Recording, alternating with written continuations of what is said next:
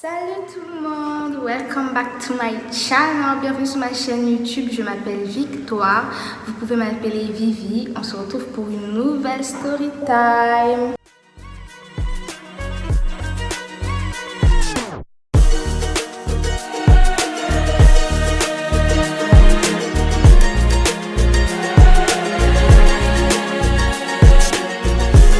L'histoire se passe en 2010. En 2010, j'étais au CP2. En CP2, au CP2. J'étais au CP2. Et c'est une année, 2010 vraiment a été une année où j'ai vécu de l'harcèlement scolaire. En 2010, j'ai vécu de l'harcèlement scolaire. Mais que je ne pouvais pas en parler en fait, je n'en parlais pas à ma mère, je n'en parlais pas à mes frères, je n'en parlais pas à mes soeurs, je n'en parlais à personne, je vivais ça toute seule et voilà. Alors, l'histoire se déroule en 2010, j'étais au CP2 et il faut savoir que au CP2, on avait 2 maîtresses. Parce que je ne sais pas comment ça s'était passé à l'école, mais on voulait avoir 2 classes de CP2. L'établissement avait prévu 2 classes de CP2. Mais je pense qu'ils n'avaient pas assez d'espace pour construire une nouvelle salle de classe. Donc, les 2 classes de CP2 c'était réuni en une seule classe. Et donc, on avait 2 maîtresses. Donc, chaque maîtresse, une maîtresse avec son groupe d'élèves en fait. Alors, moi, j'étais dans le groupe de la maîtresse, on va l'appeler Madame Clarisse. Et il y avait d'autres élèves qui étaient dans le groupe de Madame Hélène. Donc, il y a Madame Clarisse et Madame Hélène. Madame Clarisse, j'étais sa meilleure élève.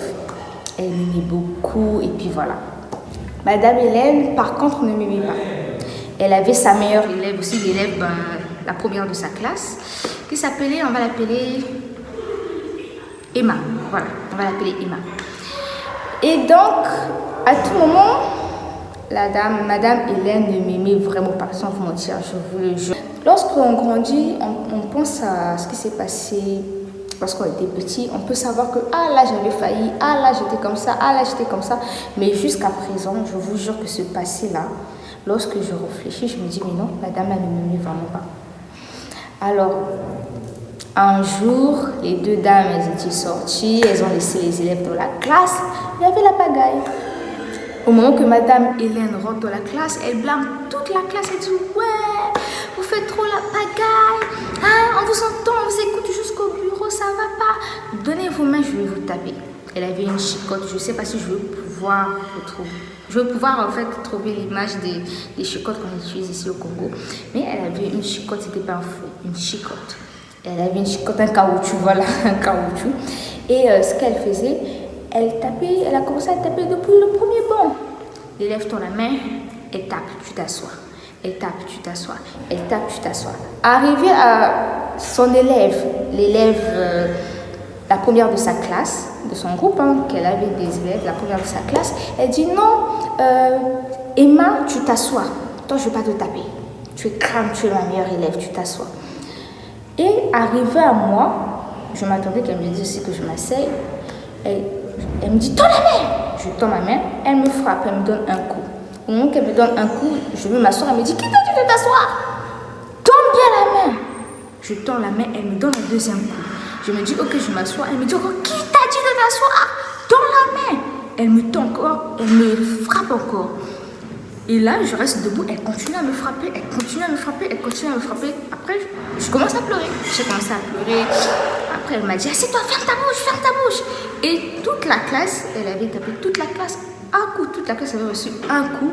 Mais moi, je ne sais pas combien de coups j'avais reçu.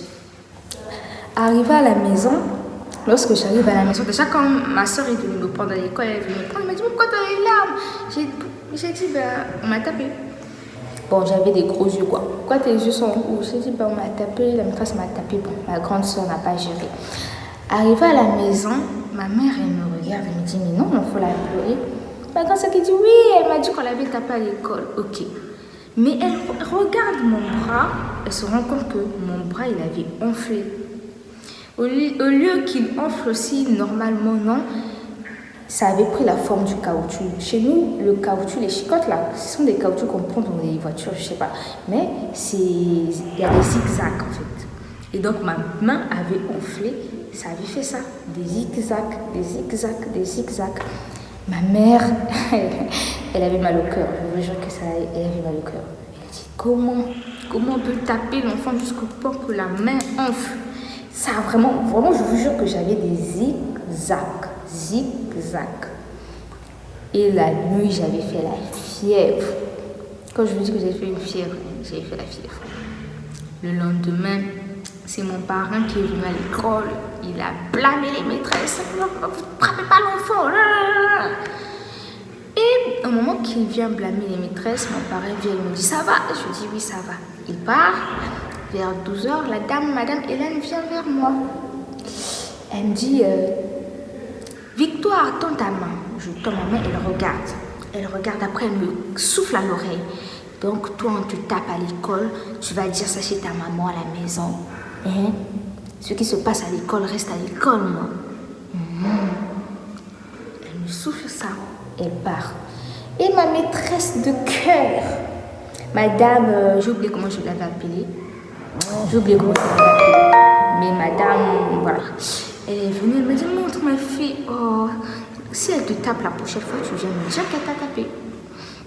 Et donc, l'histoire ne s'était pas arrêtée là. Parce qu'à tout moment, quand la maîtresse, madame Hélène, elle faisait à tout moment qu'elle expliquait un cours, à tout moment, elle aimait maintenant répéter, quand j'explique ici, que ça s'arrête ici, hein? Tout ce qui se passe à l'école, s'arrête à l'école, hein? Faut pas faire comme certains. Elle m'envoyait des pics comme ça. Mais lorsque j'ai grandi, je me dis, mais attends, c'était une dame et moi j'étais une petite de 6 ans. Moi au CP2 j'avais 6 ans. De 6 ans, comment elle me... Mais bref, déjà l'histoire elle est courte. Je vous raconte encore une deuxième anecdote de toujours madame Hélène, ce qu'elle m'avait fait. En 2010, la dame, ce qu'elle fait, c'est que moi quand j'étais petite, j'avais l'habitude, tu vois, on a des ardoises à l'école et on écrit en griffant sur nos ardoises. Et il est arrivé parfois, tu écris, la craie, ça se fait pas voir. C'est comme s'il y a des métals à l'intérieur, ça se fait pas voir ça. Allez, ce qu'on faisait, on met